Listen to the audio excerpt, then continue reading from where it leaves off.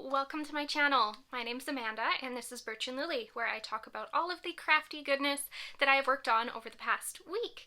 This episode is a knitting episode here on February 1st, 2021. How the heck is it February? I have no idea. But yeah, it is a knitting episode. I have quite a few things to show you, so let's jump right on in. There are two places that you can find me on the internet. The first is on Instagram at birch.and.lily, and the second is on Ravelry at birchandlily. I have one finished object to show you guys this episode, so let's jump on into that. So I know last episode, or knitting episode rather, I had said I wanted to finish these socks, and I did it. These are my Strozzi Socks. They are a pattern from New York Year. And yeah, they're absolutely gorgeous. I have knit these out of Explore Knits and Fibers. This is one of her Denali sock sets. This lighter color here is called Aspens in Fall, and the more rust-like color is called Ember. So I knit these on 2.25mm needles. That is a US 1. I cast on 64 stitches for these socks. That is the only size that the pattern does have. But you can definitely adjust the fit of the sock by going up or down in needle size if you're concerned. But these fit me perfectly, especially for a cabled sock. I'm pretty impressed on the fit. And yeah, let me pull one off the blocker so it's easier to show the pattern. So this is the pattern that runs down the whole sock. Really beautiful cable pattern, surprisingly simple. If you haven't cabled before, all of these cables are either a 1x1 cable or a 1x2. Yes, a 1x2. So you're either crossing one stitch over one stitch or one stitch over two stitches. Very easy. The pattern has good instructions on it if you are interested. The cuff here, like I said, I cast on 64 stitches, and this is basically a 1x1 rib. There is a little bit different just so that it matches up with the pattern of the sock. As you can see, there are two knit stitches beside each other there, but otherwise everything is basically a 1x1. You knit the pattern down the front and the back of the sock until you're ready to put in the heel. And it does call for a heel flap and gusset. Of course, again, you can change that as well. But this heel flap here follows, again, the pattern of the sock, which is really neat with the purl channel down the middle here. And then you move on to the foot, do your gusset decreases. This is a wedge toe. For this sock, the pattern doesn't call to decrease very much for the toe. As you can see, it's a really short toe. Normally, I wouldn't do this. This sock, I think, decreased down to 20 stitches on each needle. Usually I will decrease down to about 10 or 12 on each needle, so this is definitely different, but it ended up working out in my favor because I do find with Explorer Knits sock sets, the mini is always a little bit short, so I just had enough on this pair of socks to get the toe in as well, so that ended up working out in my favor. I'm not as much of a fan of the fit of this toe, but you could easily, if you were knitting the pattern yourself, decrease it down even more. That's not super complicated, so easy fix. But yeah, I think that's everything that needs to be said about these. I'm gonna go into my box of socks. The ends are all woven, they're blocked, which is it's still a miracle that I've been keeping that up, to be honest, but yeah, really happy with these, glad they're finished, and that's about it. So like I said, that is the only finished object that I have this episode. I do have a couple works in progress. I've definitely been more of a monogamous knitter than normal, I guess, this past couple weeks. But I did pull out a couple things that I've been loving working on. The first being my Northeasterly Blanket. I can't even remember the last time that I showed this or that I pulled this out. I did work on it a lot in about March, April last year, and then set it down, and I don't know if I've actually picked it up since then, but I've been working on it a lot. It's been really fun. I like the simpleness of it, and yeah, so let's show you that. This pattern here is a pattern by Skeinanigans on Instagram and Ravelry. It's basically just a recipe on how to make your own blanket using up scrap yarn. So how I'm knitting mine up, I will explain it and then I'll show you obviously, which will make it a little bit easier to understand. I'm basically alternating between scrap yarn and then this Knit Picks Stroll here. This is the colorway Dove Heather, and it's just breaking up the scrap colors because I don't think I would like it as much for myself if it was just a whole bunch of scrap colors together. So this breaks it up. So yeah, set. It's in this bag. I don't know where it's from, but it's massive and it holds lots of yarn. I just honestly, when I'm finished like a pair of socks or something, I'll dump the scrap in there and then it's ready to go for this. And then when I'm finished with it, they all go into my organization back there. If you haven't watched my craft room tour, I will try and remember to link it down below, but that goes through totally all of how I organize all my yarn, if you're interested in that. Anyways, I would stand up, but I don't think that's going to show the whole blanket anyways, so I'm just going to kind of scroll through it, but that shows you what I mean by alternating.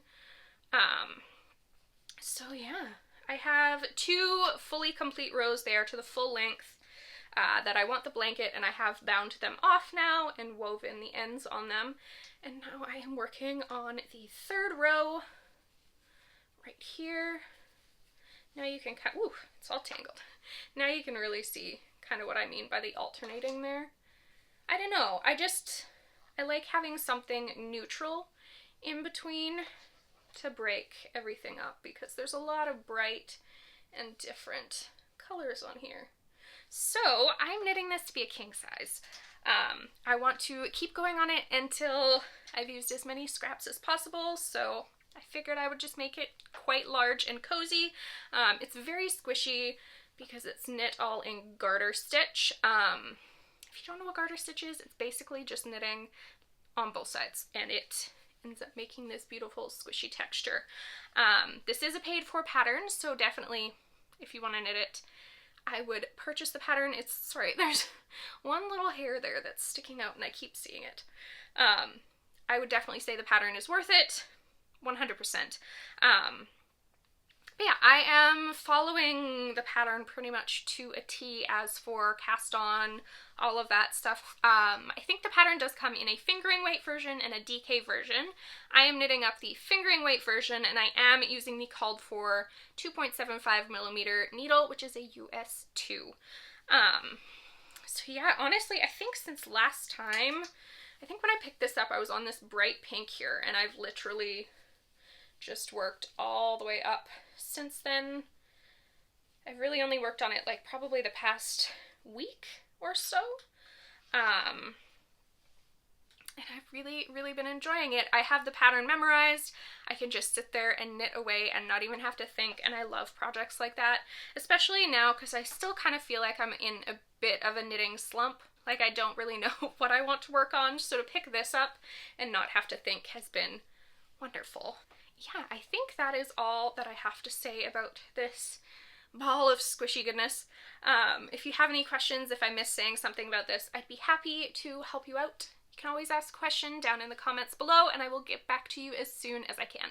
Oh, one other thing I should mention about that. If you're curious how many rows I'm doing of each color, I am doing 25. And that does not include the very first row. There's a cast on that you do and a couple rows before you start. That does not include those. That is just the rows. So I'm doing 26. Yeah, 26. If you're curious. If that doesn't make sense, sorry. Anyways, moving on. Something else that you have not ever seen, I don't think. My last knitting episode, I had a adventuresome wrap cast on. I had talked about possibly tearing it apart and starting something else, and I did do that. So let's see that project. It is in a Birch Grove bag. I love her large bags, they're wonderful. And I am knitting up another Luminaria shawl. I am using a Woolberry Fiber Co. Berry Cashmere skein for my main color. This was a club colorway from, oh gosh, I usually write it on there, 2019, so quite a while. But this is called Spring in the Pacific Northwest. It's like a peachy sort of color. So that is what I've chosen for my main color. And as for all of the other colors that I'm using for this shawl, I'm using some minis from Hooker's Corner. I can't remember what year this advent was, but it was her Anne of Green Gables advent minis. So this is what I have so far. I am so much happier with this than I am with my Adventuresome wrap. The fade on these colors is absolutely beautiful. I think I have probably 9 minis in here now. And I have 15. So what I'm going to do is go all the way through the 15 and then like go backwards. So like from 15 back to 1. I hope that makes sense. But I just, oh, the fade is so pretty. And I love how the main color shows and then it kind of hides in spots. It fades into everything quite well as well. So absolutely loving this. I am knitting this up with the called for needle size. That is a 4mm, a US 6 needle. And yeah, I'm basically following the pattern exactly. I haven't changed anything. Compared to my last Luminaria shawl that I knit, I am putting the mini skeins into it a little bit differently, but I don't even fully know how to explain what I'm doing. So if you're really curious, I can try and figure it out, but I'm not going to try and explain it right now. Anyways, I don't think I said who this pattern is by. This Luminaria shawl is by Lindsey Fowler. She's known as Larkspur Knits on Instagram. It is her Advent 2020 pattern, and I just love it so much. So much. This is honestly the first thing that I've knit 2 of. So that says a lot about this pattern. So I will continue to knit away on this. Again, the pattern repeat for this is really simple to remember. I don't have to look at the pattern a lot, so I love working on this in the evenings when I don't really have to think. And then I only have one other thing that I've been working on. This is nothing new. I've been working on this for quite a while, I swear. One day it'll be done. This bag here is from the Crafty Little Fox, or that Crafty Little Fox, I think. The medium size, and I am knitting a Nurtured Sweater by Andrea Mowry. I am again using Woolberry Fiber Co. yarn. This is their Berry Natural base, which is a 100% merino yarn, and this colorway here is my favorite sweater. So I will just show these quickly because I'm sure most of you have seen. If you're new, if you jump, I think, to last week's video, I did show these a little bit longer and explain what's going on, but I have plenty of videos talking about this sweater because I've been working on it for like a year. These are the sleeves. They are complete. This sweater is knit. You knit the sleeves first, then start the sweater at the bottom of the sweater, knit all the way up to where the armholes would be, attach the sleeves, and continue up. So both of the sleeves are done. I kind of like this construction because I hate knitting sleeves. So that's nice. These markers are here just to mark every round I decreased on. This sleeve has them as well. They're just harder to see because they're all dark. But those are done. I am alternating skeins on the whole sweater because this is hand-dyed yarn. If you don't alternate skeins on every first or second row, you can get some really weird like color blocking. So you can see where each skein was put in, just because the colors are never exact with hand-dyed yarn. There always is a little bit of variation. So I am alternating skeins on the whole sweater. And here is where I am on said body. So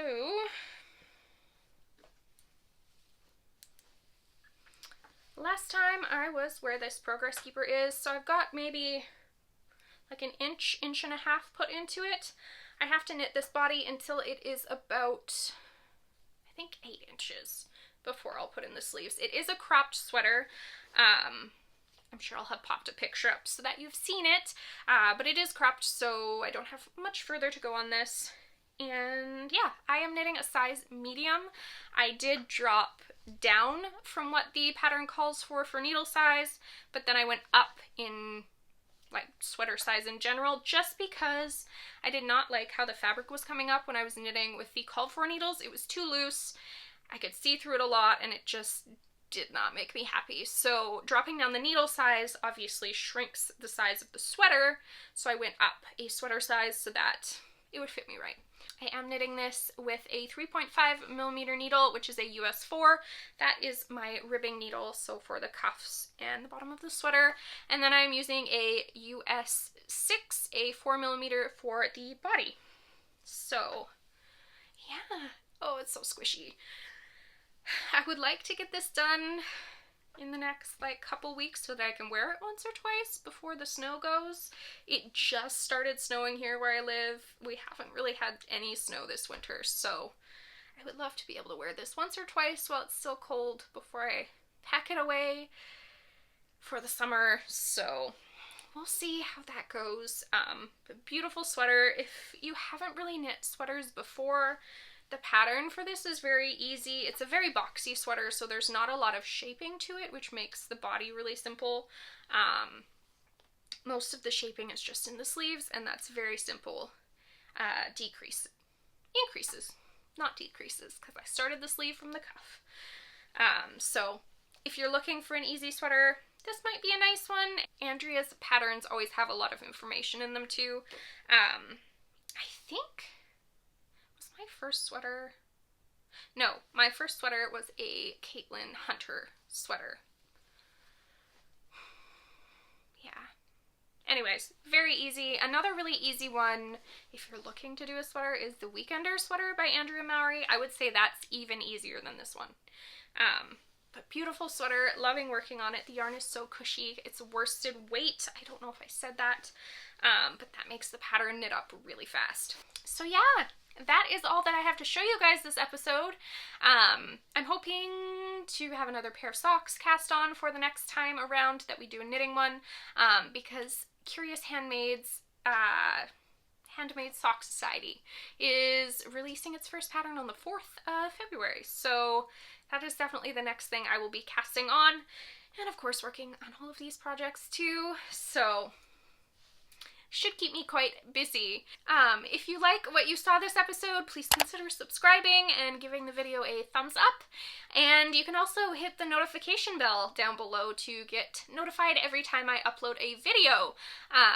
Thank you so much for joining me, guys. It means a lot, and I will see you next time. Bye!